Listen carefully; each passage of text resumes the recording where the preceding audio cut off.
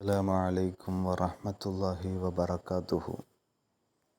ഹനഫി മദ്ഹബ് പ്രകാരം റുക്കൂഉം സുജൂദുമുള്ള നിസ്കാരത്തിൽ പൊട്ടിച്ചിരിച്ചാൽ നിസ്കാരം ബാത്തുലാകുന്നതാണ്.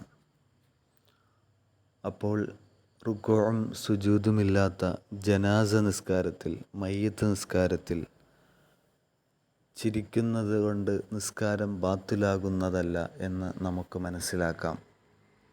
അപ്പോൾ റുക്കൂഉം സുജൂദുമുള്ള ഫർള് നിസ്കാരങ്ങൾ, സുന്നത്ത് നിസ്കാരങ്ങൾ എന്നിവ ചിരി കൊണ്ട് ബാത്തിലാകുന്നതാണ്.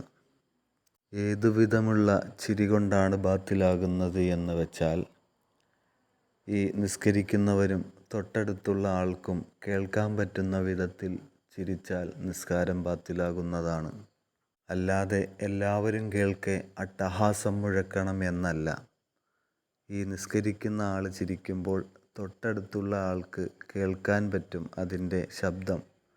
അത്തരത്തിൽ ശബ്ദം കേൾക്കാൻ പറ്റുമെങ്കിൽ ആ നിസ്കാരം ബാത്തിലാകുന്നതാണ്. ആ വിധത്തിലുള്ള ചിരിക്ക് ഖഹ്ഖഹത്ത് എന്നാണ് പറയുക. എന്നാൽ മറ്റൊരു തരം ചിരിയാണ് ലഹ്ക്ക് എന്ന് പറയുന്നത്. ആ ചിരി കൊണ്ട് നിസ്കാരം ബാത്തിലാകുമെങ്കിലും വുളൂഅ് ബാത്തിലാകുന്നതല്ല. അത് നിസ്കരിക്കുന്ന ആൾ മാത്രം കേൾക്കുന്ന വിധത്തിലുള്ള ചിരിയാണ്. സമീപത്തുള്ളവരിലേക്കൊന്നും ശബ്ദം കേൾക്കുന്നില്ല.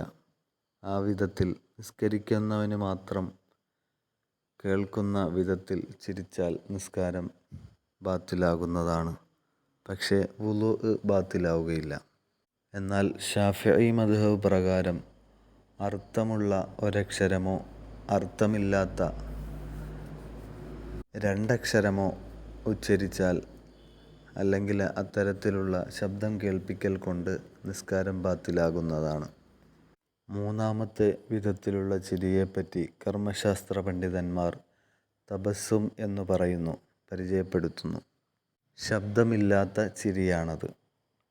ആ ചിരി കൊണ്ട് വുളൂഅോ നിസ്കാരമോ ബാത്തിലാകുകയില്ല എന്ന് ഹനഫി കർമ്മശാസ്ത്ര പണ്ഡിതന്മാർ പറയുന്നു.